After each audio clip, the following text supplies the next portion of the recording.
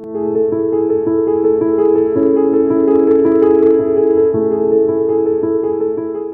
nombre del Padre, del Hijo y del Espíritu Santo. Amén.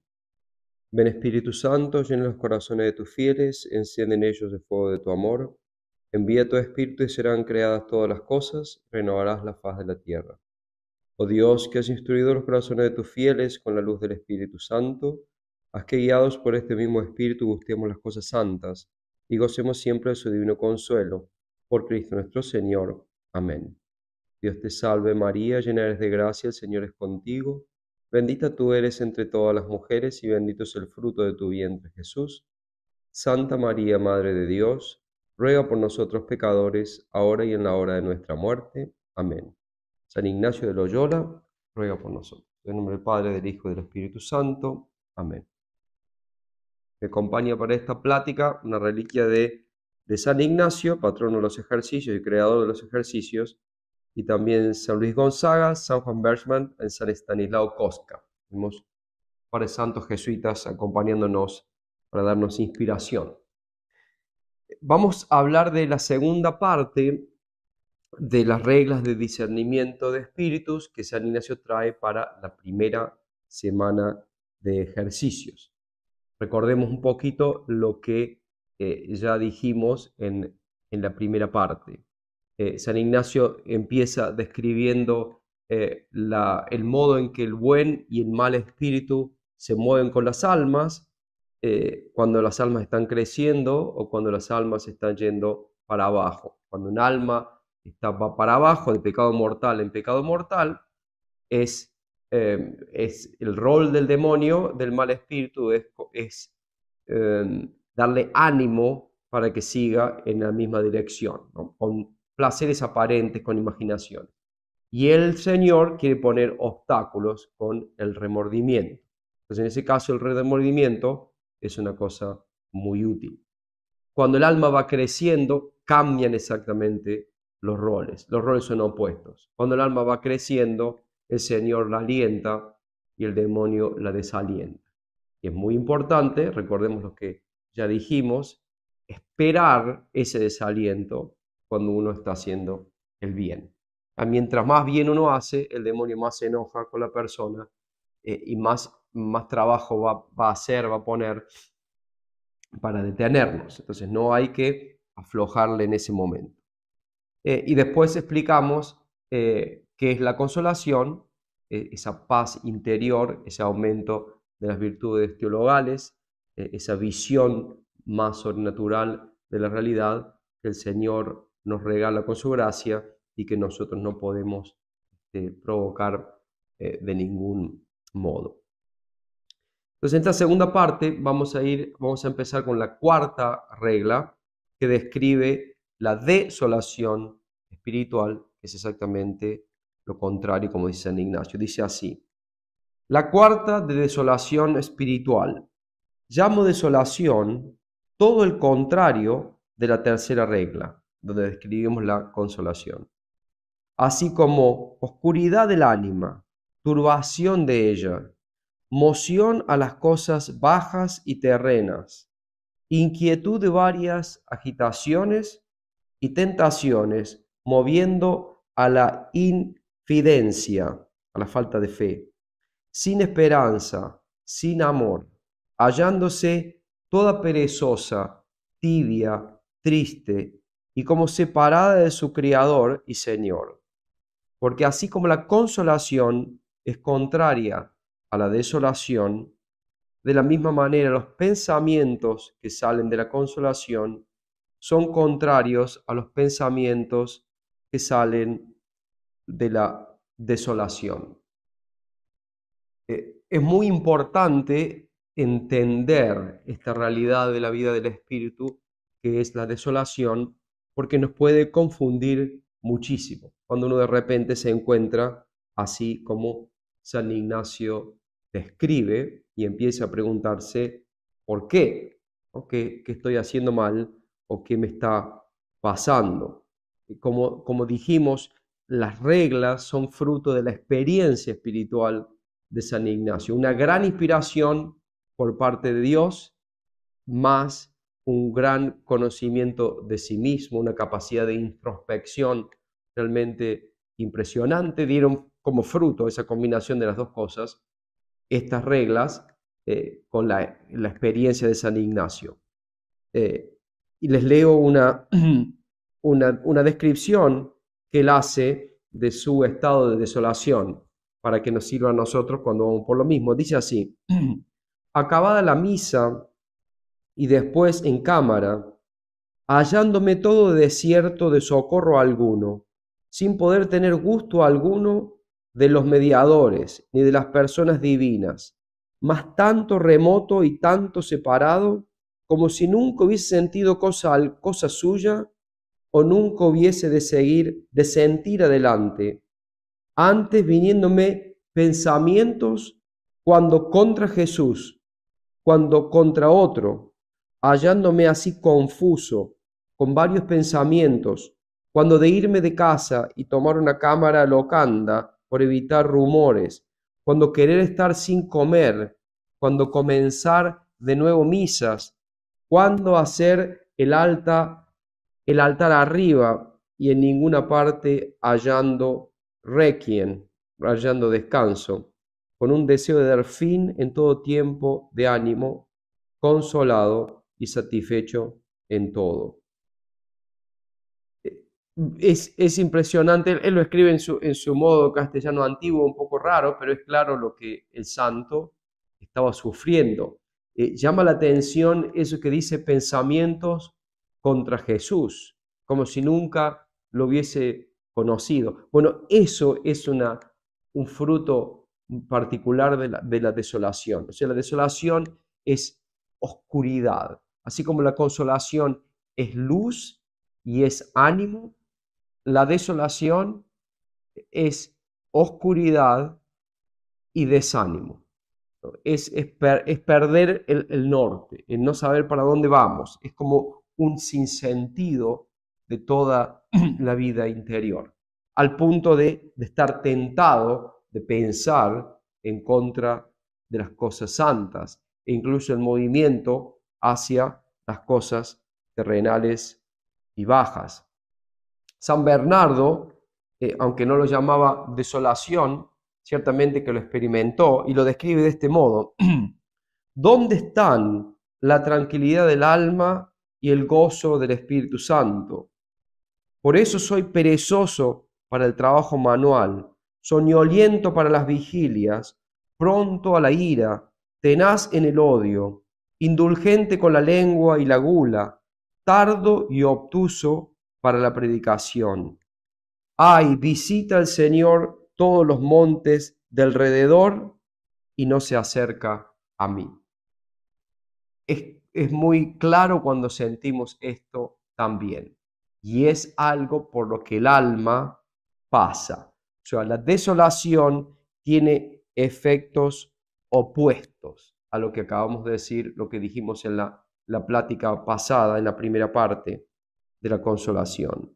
Y es tristeza del alma, desaliento, falta de fuerzas para obrar el bien, inquietud e inconstancia en la voluntad y en la mente.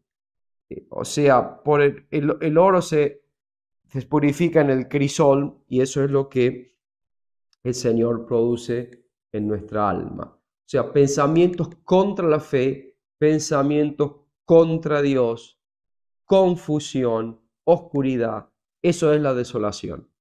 Y en la vida de los santos, en la vida de los grandes santos, es muy común ver eso. Entonces no podemos asombrarnos si cada tanto el Señor nos visita con un poco de desolación. O sea, lo primero es entender este movimiento interior y aceptar como algo posible y no es pecaminoso, no es algo contrario a Dios, porque el Señor es el gobernador de todo y nada pasa sin que Él lo permita. E incluso cuando estamos desolados tenemos que ver que está buscando algo bueno para nosotros. Vamos a la quinta regla, la regla de oro. Si hay algo que nos tiene que quedar de las reglas, yo diría que es esta. Yo diría que hay dos conceptos que son fundamentales. El primer concepto que me gustaría que les quede es que las vías del Espíritu no son fáciles y que no es que yo puedo con 3 minutos de pensamiento saber de dónde vienen las emociones de mi alma. Con que uno se dé cuenta con humildad que necesita ayuda, que necesita tiempo, que necesita consejo, eso es una cosa fundamental que me gustaría que saquen de estas reglas. Y la segunda es esta, la quinta, la regla de oro. En tiempo de desolación, dice San Ignacio, nunca hacer mudanza, mas estar firme y constante en los propósitos y determinación en que estaba el día antecedente a la tal desolación, o en la determinación que estaba en la antecedente consolación. Porque así como en la consolación nos guía y aconseja más el buen espíritu, así en la desolación el malo, con cuyos consejos no podemos tomar camino para acertar. Nunca cambiar de propósitos en tiempo de desolación. Es la regla de oro. Este es ejemplo de la persona que va con su barco en un día soleado hacia una isla y va con su timón silbando bajito, disfrutando del día. Y de repente viene la oscuridad, viene la niebla y viene la tormenta y ya no se ve un metro adelante. Entonces eso es una fuente de temor, por cierto, pero si la isla estaba ahí antes de la tormenta, la isla sigue estando ahí en el medio de la tormenta. Entonces lo peor que podría hacer este marinero es empezar a mover el timón tratando de, en el medio de la oscuridad, encontrar, digamos, otra realidad. O sea, lo que hay que hacer en ese momento es fijarse el timón e ir para adelante. Nunca hacer mudanza, dice San Ignacio. Nunca cambiar en tiempo de desolación. Cuando hay una gran crisis, por ejemplo, en una relación, puede ser a nivel matrimonial o puede ser a nivel, digamos, de una empresa, en un momento de gran crisis y de desentendimiento, ese no es el momento para tomar una determinación definitiva. Hay que esperar que vuelva la calma, ¿no? San Ignacio dice que en tiempo de consolación es más el buen espíritu el que inspira y en tiempo de desolación es más el mal espíritu que inspira.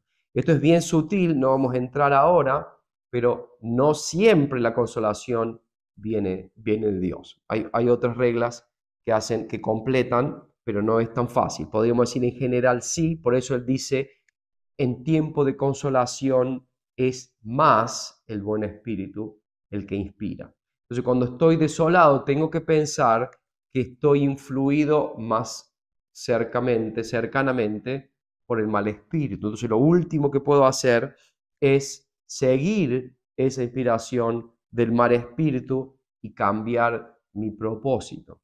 San Ignacio dice ir a la consolación anterior. Esto puede ser durante ejercicios o durante el resto de la vida. En realidad, las reglas, San Ignacio las pensó para el tiempo de ejercicios, son propiamente para el tiempo en que uno se está ejercitando, pero es obvio que son muy útiles también para el resto de la vida cuando tenemos que tomar este tipo de decisiones. Entonces, cuando yo tomé una resolución en tiempo de consolación y veía que era fácil hacerlo y ahora estoy desolado, lo último que tengo que hacer en mi vida interior es abandonar esa resolución. Ir al paso anterior, dice San Ignacio, donde estábamos consolados. ¿Con qué claridad solemos ver las cosas en tiempo de ejercicios? Pero cómo se nublan y se oscurecen cuando volvemos a la vida cotidiana, ¿no? Cuando las criaturas y las pasiones se interponen entre Dios y el alma. Es algo que todos que hacemos ejercicios espirituales experimentamos. Después de varios días de silencio y de intensa oración, llegamos a entender, necesito terminar con esto. en mi vida. Esta actividad me está llevando en contra de la voluntad de Dios. Pero como puedo tener un apego, como puedo tener una inclinación fuerte hacia ese lugar, cuando salgo de ese clima de silencio y vuelvo al mundo, es como que las atracciones de esa cosa se hacen más fuertes y lo que yo había resuelto en tiempo de ejercicios se me hace bastante cuesta arriba. Cuando uno está desolado, tiene que pensar en ese momento. ¿Qué me dijo el Señor cuando estuve en silencio y a solas con Él? ¿Cuál fue mi resolución que yo mismo tomé? Por eso es lindo que las cosas queden por escrito, aunque uno no tenga costumbre de hacer un diario, cuando hay una resolución, algo claro, una inspiración fuerte que el Señor me está dando, es importante escribirla y escribirla con detalle. Escribirme, yo diría, como pensando que el tentador va a venir en el futuro a poner en duda lo que yo escribí. O sea, incluso como un modo defensivo. ¿Por qué estoy diciendo que tengo que dejar esto? ¿Por qué estoy diciendo que tengo que alejarme de esta persona? ¿Por qué estoy diciendo que tengo que empezar a hacer esto otro que no tengo ganas? Y ponerle todo el detalle que uno pueda a ese texto para que cuando llega el momento en que el tentador viene con su oscuridad y me muestra que eso es imposible o que fue una locura lo que yo estaba pensando, que yo vaya y lea lo que yo mismo escribí. Porque el Señor no me obliga, el Señor me inspira. Y en esos momentos de particular intimidad con Él, en el silencio, que vemos que las cosas son fáciles, eso es su verdadera voluntad. Lo que yo vi en consolación, en ejercicios, es lo que Dios quiere y no lo que veo ahora, miope y oscuro y un poco ciego por el mundo. Entonces en ese momento tengo que preguntarme, ¿cuál es la voz verdadera? ¿La que obtuve en silencio, en oración y consolado? ¿O la que tengo ahora en el medio de la frustración, del desánimo y de la tristeza? Y obrar en consecuencia.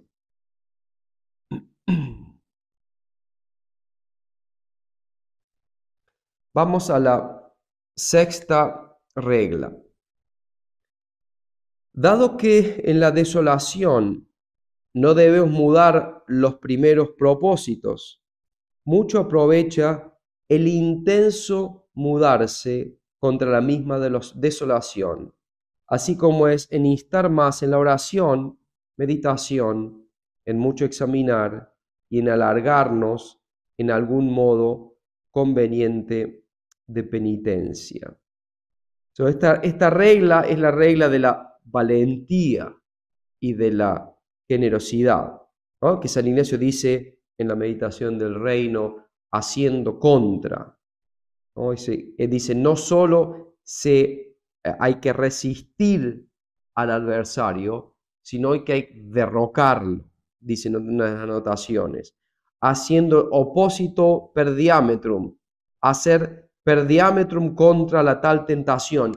Acá se ve todo el espíritu caballeresco del soldado San Ignacio. O sea, esto no es para flojos, esto es algo que supone un valor no ordinario y un temple de alma nada vulgar.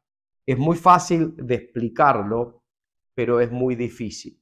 Porque lo que está diciendo San Ignacio es que justamente en ese momento de máxima debilidad y de oscuridad, tengo que hacerme fuerza e ir en contra, ¿no?, de lo que el mal espíritu me está inspirando. Pero justamente ese es el peor momento para ir en contra porque estoy débil. Es el momento donde todo mi ser me inclina hacia simplemente dejarme llevar y abandonar todo. Entonces, lo primero que San Ignacio nos decía en la regla anterior es no mudar propósitos. seguir en la misma dirección. Y ahora ajusta un poco más, que es el modo de San Ignacio, que lo van a experimentar especialmente en la segunda semana, como siempre ajusta el alma, la sigue ajustando, o sea, le da más motivos para que se dé cuenta que no es tan fácil escaparse de lo que Dios quiere, quedarse en buena conciencia. Entonces, ese es su carácter, siempre con la gracia de Dios, pero quiere que pongamos nuestros poquitos medios con toda la fuerza que podamos. Entonces, en la quinta dice no cambiar de dirección, y eso ya es un buen comienzo. Ahora, para almas valientes, él avanza más y dice ir absolutamente en contra. Y esta es una práctica muy eficaz para conmover el corazón de Dios en nuestro favor. Pero es difícil, ciertamente, porque es cuando, como decía, cuando estamos sin fuerzas. Cuando el Señor nos ve luchar a brazo partido en ese momento donde nos parece que estamos vencidos, tarde o temprano Él vendrá con su ayuda. Es un momento muy, muy propio para mostrar puro amor a Dios, cuando todo nuestro ser nos inclina para el otro lado. Es un gran método para sacar provecho de la desolación.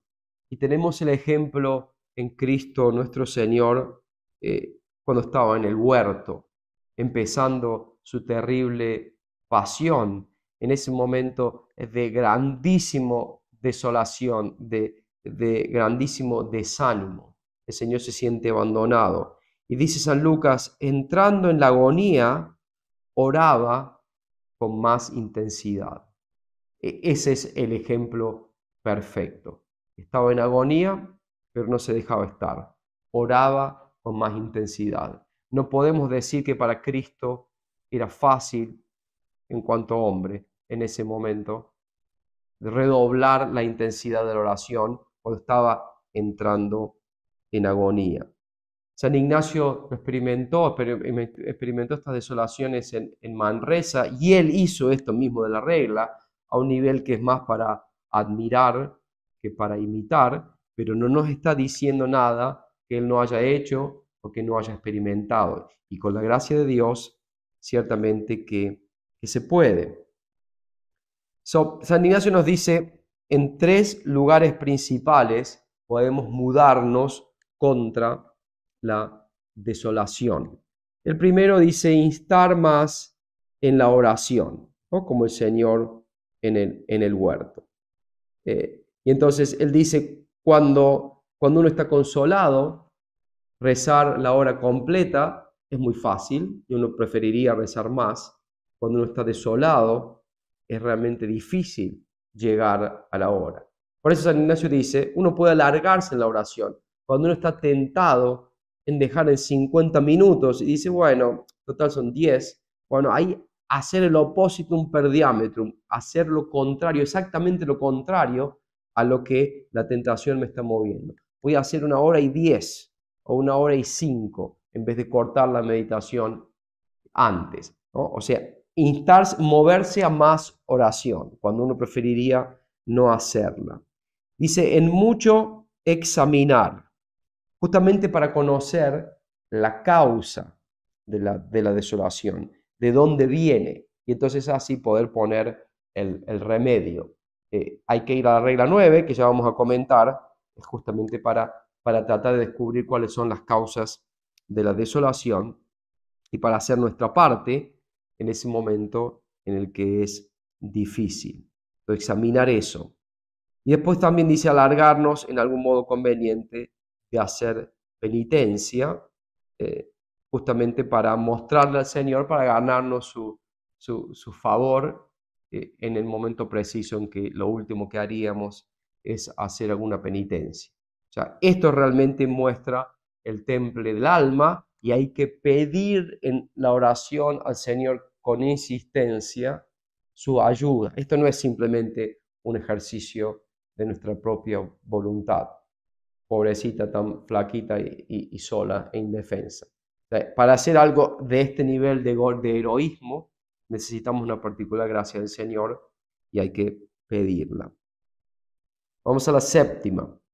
El que está en desolación, considere cómo el Señor le ha dejado en prueba en sus potencias naturales para que resista las varias agitaciones y tentaciones del enemigo, pues puede con el auxilio divino, el cual siempre le queda, aunque claramente no lo sienta, porque el Señor le ha abstraído su mucho hervor, crecido amor y gracia intensa, quedándole gracia suficiente para la salud eterna. En las reglas precedentes, San Ignacio trató, en las dos precedentes, trató de fortalecer la voluntad. Y en esta está tratando de ilustrar nuestro entendimiento, exponiendo la recta noción de la desolación para convencernos de que no hay nada en ella que no sea santo y de que no podamos aprovechar para nuestro bien, ¿no? Si el alma rechaza toda desconfianza de la bondad divina y todo desaliento, ¿no? Y hace su parte para permanecer fiel, persuadida de que tiene la gracia suficiente de Dios, aunque le falte ciertamente la dulzura de la consolación. Hay dos cosas fundamentales que hacen al alma, al hombre, pusilánime, que lo hacen débil. La primera es la persuasión de su impotencia y la segunda es el creer que Dios lo abandona. Y ambas se engendran fácilmente en la desolación, que oscurece nuestra fe, debilita nuestra confianza y desvirtúa nuestro valor. El desolado se juzga impotente y olvidado de Dios. Entonces, cuando uno piensa, yo no puedo y Dios me abandonó, no hay salida. Eso es cuando estamos en momentos de oscuridad. Esas son las principales armas con las que el enemigo nos ataca. Sentirnos impotentes y sentirnos abandonados. Por eso San Ignacio trata de fortalecernos con esta regla y nos dice, piense cómo el Señor te ha dejado en prueba. O sea, que no es abandono, sino que el Señor nos prueba para que podamos hacer algo por su gloria y para el provecho de nosotros que sufrimos. Lo puede decir tranquilamente el santo Job, o también Tobías, a quien el ángel le dijo, y por lo mismo que eras acepto a Dios, fue necesario que la aflicción te probase. El libro eclesiástico dice, quien no ha sido tentado, ¿qué puede saber? Nuestro Señor Jesucristo también dice, mi Padre al que lo ama, lo poda para que dé más fruto. O sea, siempre este movimiento que nos entristece y que hace que perdamos el sentido por poco de la vida sobrenatural, proviene de un Padre bueno que nos ama. Entonces Dios no puede querer mi mal, me está probando y se regocija en ver a sus hijos enfrentar al enemigo con sus propios brazos. Él está cuidándonos, pero quiere que ejercitemos nuestros brazos en ese momento. Es una fuente de mérito y es una fuente de gloria para el Señor. No es que estamos abandonados, estamos en prueba. Lo que San Ignacio dice, lo ha dejado en sus potencias naturales para que resista. Entonces es fundamental que entendamos que podemos, ese es el principio de la victoria. O sea, podemos con la gracia de Dios. Sin mí nada podéis hacer, dice el Señor. Pero incluso psicológicamente, si yo me creo vencido, ya estoy vencido antes de empezar. O sea, el Señor me deja hasta un cierto punto, me deja con mis solas fuerzas naturales. Esto no es absoluto porque Él está siempre ayudándome, pero se retira un poco y me deja con mis fuerzas naturales. Yo tengo que confiar que tengo los recursos, ¿no?, fiel es Dios, que no va a permitir que seáis probados más allá de vuestras fuerzas, ¿no? Dice San Pablo. Entonces, puede con el auxilio divino. O sea, el que está desolado piensa que el Señor no está y piensa que uno no tiene los medios para salir adelante. Y por eso hace que sea mucho más difícil. La gracia necesaria no es el fervor sensible que nos falta. En ese momento hay que ir a este principio teológico fundamental. Que yo no sienta nada o que yo me sienta mal no quiere decir que no tenga la fuerza de Dios para ir adelante. Ciertamente que la tengo. San Ignacio dice, no le falta, no te falta esa gracia, aunque no tengas el jugo de la devoción. O sea, hay que hacer ese acto de fe y decir, Señor, está siendo muy difícil, pero confío, sé que estás ahí para ayudarme. La octava, el que está en desolación, trabaje en estar en paciencia, que es contraria a las vejaciones que le vienen, y piense que será presto consolado, poniendo las diligencias contra la tan desolación, como está dicho en la sexta regla. Esto es obvio, porque no es una situación fácil la desolación. Es una de las crisis más difíciles del alma. Por eso no queda otra que trabajar en paciencia usando todos estos medios que San Ignacio nos está enseñando. O sea, no puedo con mis propias fuerzas adquirir la consolación de nuevo. Un pensamiento que nos trae el demonio cuando estamos desolados, viene con la idea, esto no va a cambiar nunca. Para siempre vas a estar en este modo. ¿No? Como le dijo San Ignacio cuando él estaba ahí en Manresa haciendo grandísimas mortificaciones y 7 horas de oración y había abandonado el mundo y hacía cosas para que lo traten de ridículo y de loco. El demonio le inspira y le dice, ¿cómo vas a hacer para perseverar 70 años que te quedan de vida? O sea, el demonio quiere que pensemos que esto que siento va a ser, si no para siempre, por lo menos larguísimo. Y San Ignacio, con la ayuda de la inspiración de Dios, le dice, ¿y tú puedes prometerme 1 hora de vida? ¿Y qué 70? ¿De dónde sale eso? O sea, San Ignacio nos dice en esta regla, piense que presto será consolado. Pronto el Señor va a venir. ¿Cuándo? Cuando Él sabe que es el momento apropiado. No está en mí determinarlo. O sea, yo tengo pecados que purgar, yo tengo virtudes que engendrar o que fortalecer, y ciertamente que la desolación es un momento apropiadísimo para eso.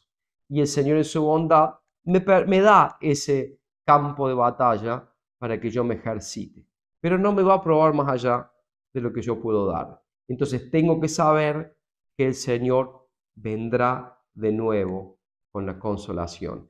San Ignacio decía, como comentábamos la vez pasada, cuando estamos consolados, pensemos que va a venir la desolación para no quedarnos instalados en esa facilidad de alma. Y cuando estamos desolados, sepamos que la consolación va a volver. Nuestra vida interior hace una función como esta. O sea, estamos arriba o estamos abajo, o estamos de tipo tranquilo, de lo cual no estamos hablando ahora, pero es otro tiempo del alma.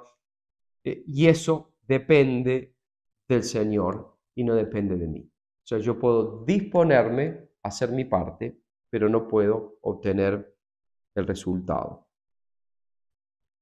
La nona, 3 causas principales son porque nos hallamos desolados, y esta es importante.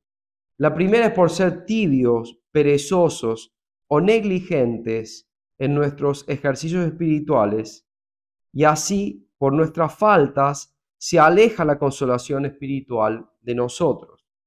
La segunda, por probarnos para cuánto somos y en cuánto nos alargamos en su servicio y alabanza, sin tanto estipendio de consolaciones y crecidas gracias. La tercera, por darnos vera noticia y conocimiento para que internamente sintamos que no es de nosotros traer o tener devoción crecida, amor intenso, lágrimas, ni otra alguna consolación espiritual, mas que todo es don y gracia de Dios nuestro Señor, y porque en cosa ajena no pongamos nido, alzando nuestro entendimiento en alguna soberbia o gloria vana, atribuyendo a nosotros la devoción o las otras partes de la espiritual consolación. Entonces, la primera causa por la que estoy desolado es por culpa mía, por ser perezoso, tibio o negligente. Entonces, cuando yo analizo el motivo de mi desolación, si encuentro que me he separado de las prácticas que yo había prometido al Señor, de las virtudes que quería practicar, de las renuncias que había hecho, si he querido recuperar las cosas que había entregado, ahí está el motivo de la desolación. Y entonces la solución es, digamos, lógica. Hay que retomar lo que le habíamos dado al Señor y con eso la desolación desaparecerá. Ahora, muchas veces uno analiza y uno dice, no veo ningún cambio en mi vida interior. O sea, yo no me veo tibio, no veo que haya cambiado nada, pero sí siento toda esta tristeza y toda esta desolación en mí. Entonces ahí San Ignacio dice,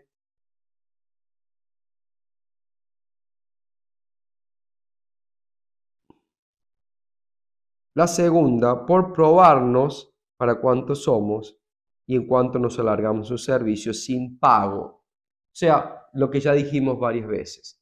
El Señor quiere ver si estoy viniendo a buscar su consolación o si estoy viniendo a buscarlo a Él. Entonces, por eso me visita con la desolación, para probarme y ver si lo sirvo, si lo amo, si le doy gloria, cuando Él no me paga contado.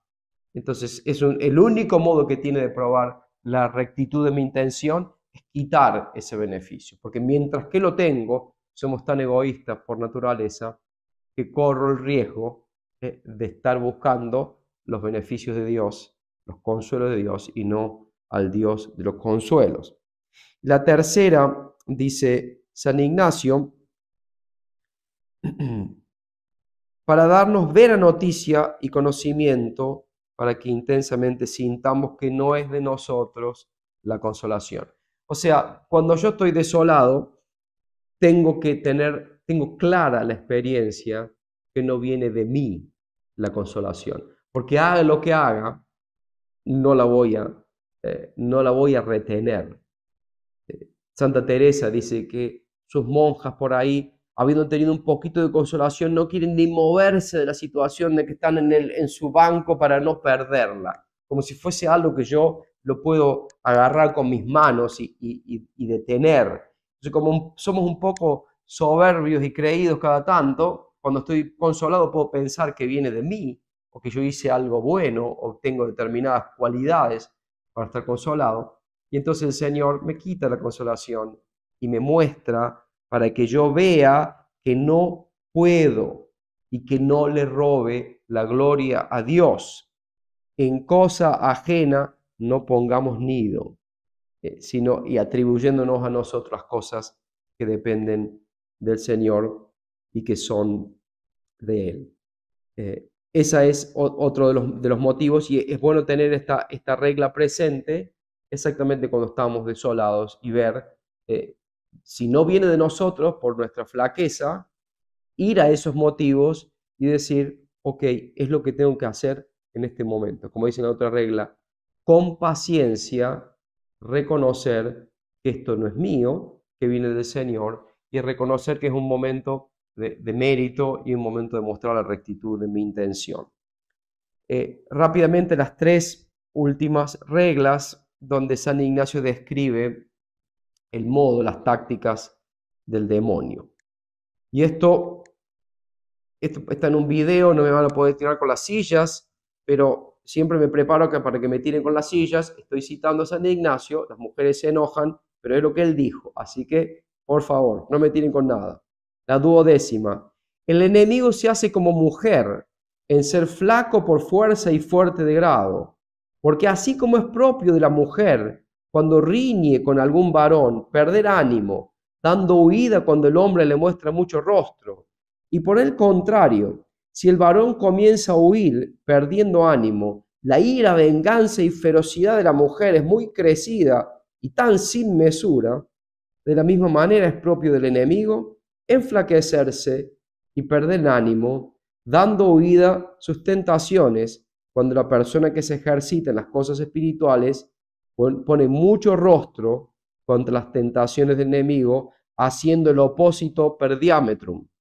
Y por el contrario, si la persona que se ejercita comienza a tener temor y perder ánimo a sufrir las tentaciones, no hay bestia tan fiera sobre la haz de la tierra como el enemigo de la natura humana, en prosecución de su dañada intención con tan crecida malicia.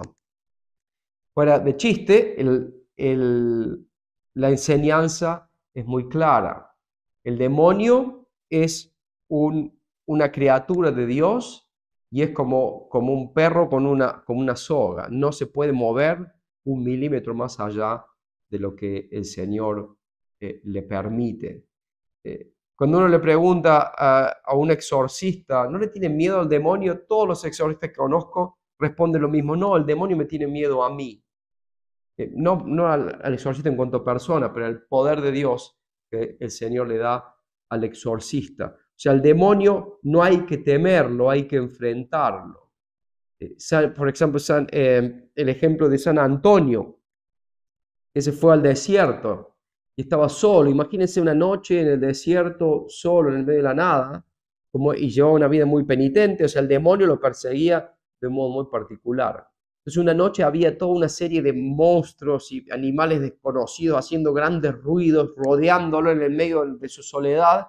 Y él se para ahí fresquito delante de todo eso y dice, si Dios les dio autorización para hacerme daño, bueno, vengan y cómanme. Pero si no, ¿por qué hacen tanto ruido? Y después de eso, pum, todo desaparecieron.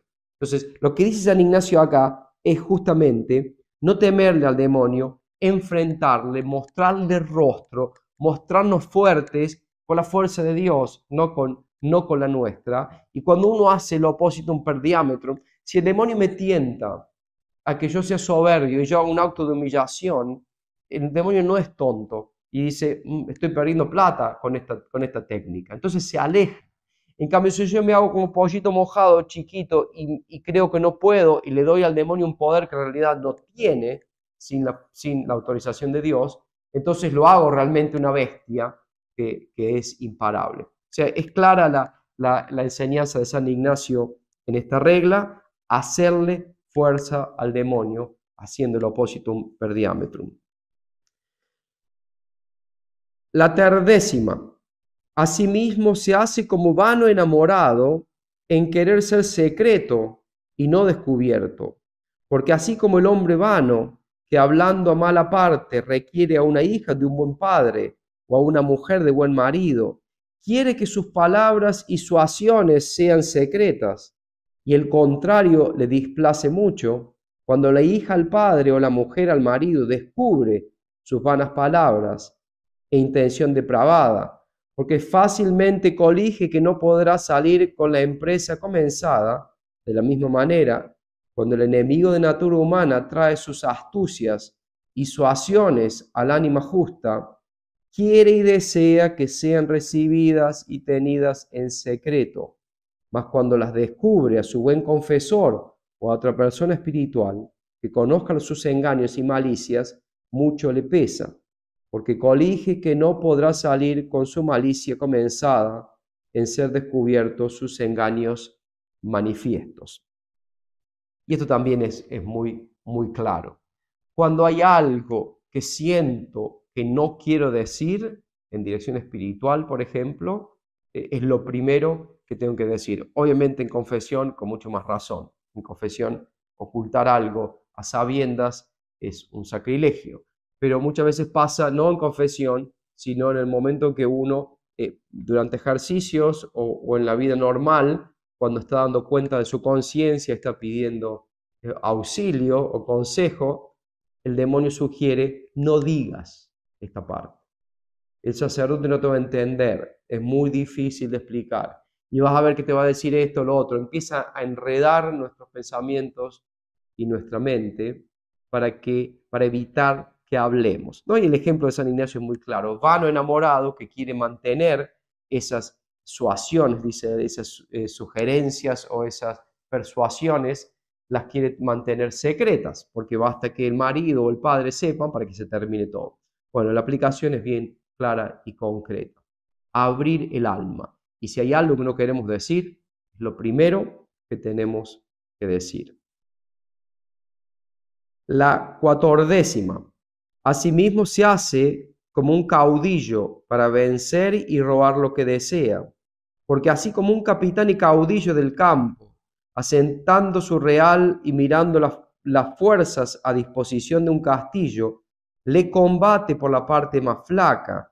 De la misma manera, el enemigo de natura humana, rodeando mira en torno todas nuestras virtudes teologales, cardinales y morales, y por donde nos haya más flacos y más necesitados para nuestra salud eterna, por allí nos bate y procura tomarnos. El demonio nos conoce, no puede manejarnos interiormente, pero ciertamente que nos ve, conoce nuestros pecados, conoce nuestras debilidades. Entonces San Ignacio dice que es como un caudillo que tiene que atacar un castillo, y entonces mira dónde está más débil y por ahí lo ataca. Entonces tenemos que saber que el demonio es mucho más sabio que nosotros y conoce esa parte, y tenemos que esperar la guerra por ese flanco. Pero justamente como ese es el flanco más débil, es el que más nos cuesta. Imagínense que el castillo tiene una pared grosísima y enorme, y yo voy ahí a poner un ladrillito, porque es bastante fácil, y del otro lado tengo que cavar cimientos, y cavar cimientos es mucho más pesado de hacer, y me dedico a poner flores en esta parte del castillo, en vez de cavar el cimiento que necesito. Bueno, el enemigo va a entrar exactamente por ese lado. Tenemos que ser brutalmente claros con nosotros mismos y reconocer dónde hay que trabajar, ¿no? Estaba esta persona que estaba con problemas con el alcohol y termina sus ejercicios y sus resoluciones dicen, uno, voy a ayudar al párroco a organizar la capilla de oración perpetua. Dos, voy a pasear más el perro. Y tres, esa parte no es cierta. Y tres, voy a llamar más seguido a mi abuelita que está sola y abandonada. Y uno dice, hermosas resoluciones, ¿dónde está el dejar de tomar? O sea, muchas veces nos engañamos trabajando en cosas que no son las que más necesitamos. Por eso es importante conocer cuál es nuestro defecto dominante y apuntar exactamente hacia ese lugar que es habitualmente el que más cuesta y que es habitualmente por donde el demonio nos va a atacar. Entonces vamos a pedirle a San Ignacio y al Espíritu Santo inspiración para poder entender estas reglas y para poder aplicarlas en nuestra vida espiritual. Hay muchísima sabiduría escondida en estas reglas de San Ignacio, inspiradas ciertamente por el Señor. No son de fácil aplicación, como dijimos, necesitamos consejo, pero aunque sea esta introducción, nos puede dar una idea de cuáles son las cosas fundamentales, y es bueno ir a leer las reglas, lo tienen en el libro de ejercicios del número 313, empieza ahí. Es bueno ir a leerlas y repasarlas para, aunque sea la parte que depende de nuestro entendimiento, no poder tenerlo claro, y cuando uno lo entiende puede ver cómo aplicarlo, pero nunca sin el consejo de alguien que se ha versado en las cosas del Espíritu. Agradecemos a Nuestra Señora este tiempo que hemos estado juntos y le pedimos también especialmente su ayuda en esta batalla espiritual. En nombre del Padre, del Hijo y del Espíritu Santo. Amén. Dios te salve María, llena eres de gracia, el Señor es contigo. Bendita tú eres entre todas las mujeres y bendito es el fruto de tu vientre Jesús. Santa María, Madre de Dios, ruega por nosotros pecadores, ahora y en la hora de nuestra muerte. Amén. San Ignacio de Loyola, ruega por nosotros. En nombre del Padre, del Hijo y del Espíritu Santo. Amén.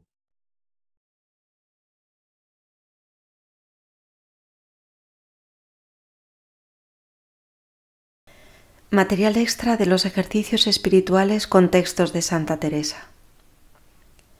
Hagamos propósito de hacer obras de caridad, no a los rincones, sino en mitad de las ocasiones. Hemos venido a los ejercicios a encontrar la gracia que nos tiene reservada Jesucristo. Quizá esperemos un poco más de fe, que nos vendría bien, porque la mayoría de las verdades de fe con las que tratamos todos los días no se ven. Quizás un poco más de esperanza, porque son tiempos recios y parece que vamos a perecer en la tormenta. O quizás necesitemos un poco más de caridad con los hermanos. Nos vendría bien la caridad fraterna que tantas veces brilla por su ausencia. Es verdad que los que son más santos fallan menos en esto. Solemos fallar más los más frívolos, porque no es caridad fraterna los amigotes que nos apoyan en pecar y nos dan la razón.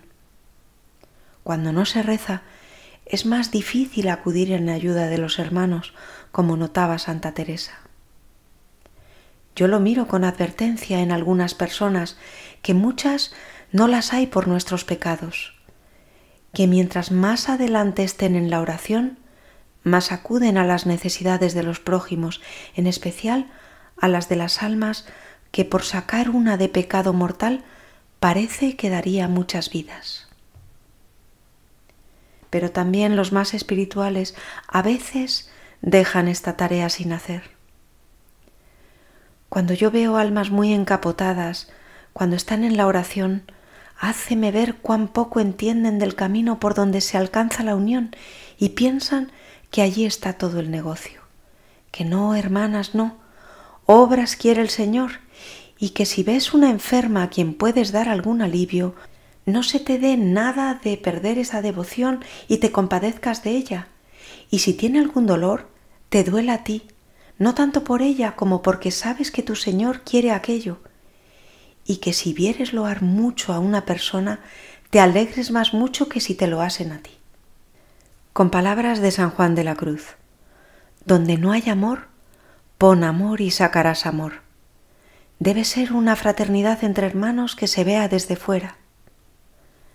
Aquí, hijas mías, se ha de ver el amor, que no a los rincones, sino en mitad de las ocasiones, y creedme que, aunque haya más faltas y aún algunas pequeñas quiebras, que sin comparación es mayor ganancia nuestra.